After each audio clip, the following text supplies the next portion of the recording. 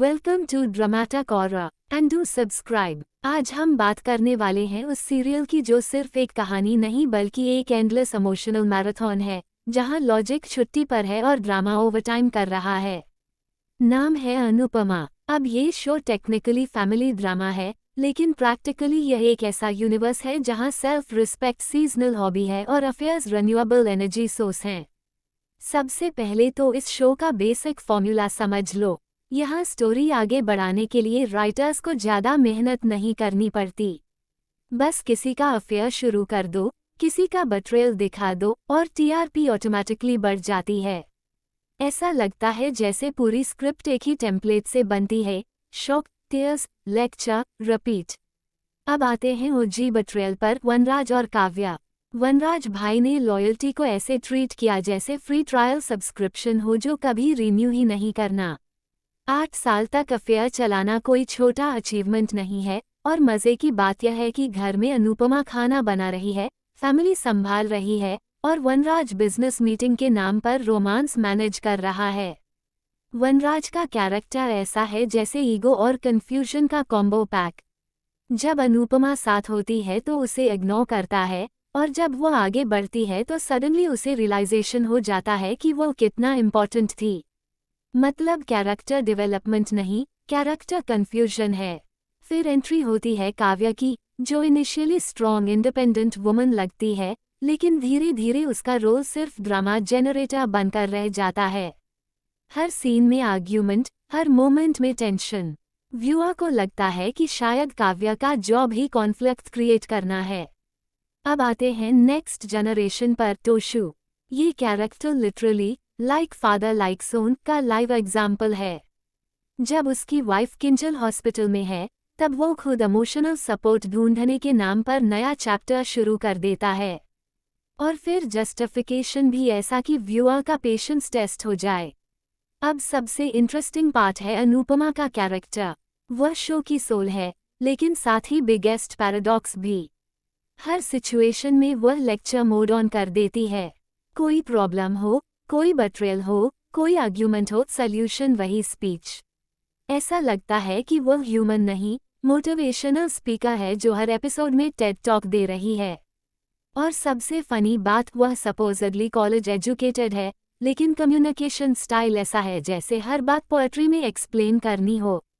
Viewer कभी कभी सोचता है कि सिंपल सेंटेंस बोलना इतना मुश्किल क्यों है। फिर आता है अनुज कैपेडिया।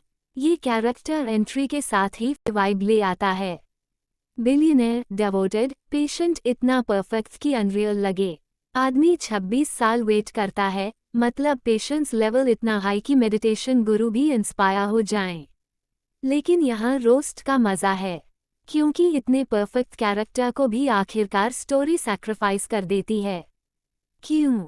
क्योंकि हैप्पीनेस टीआरपी नहीं लाती। ऑडियंस को ड्रामा चाहिए, और ड्रामा के लिए सफरिंग जरूरी है।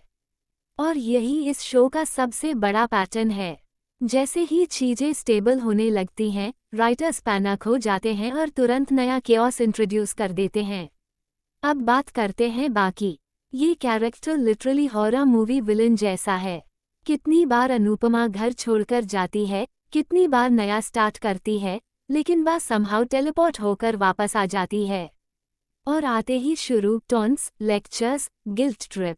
वनराज और बा दोनों मिलकर ऐसे बिहेव करते हैं जैसे अनुपमा का लाइफ सब्सक्रिप्शन सर्विस हो, कभी कैंसिल नहीं हो सकता। अब आते हैं अफेयर लूप पर। ये शो बेसिकली रिले रेस है जहां अफेयर बैटन की तरह पास होता रहता है।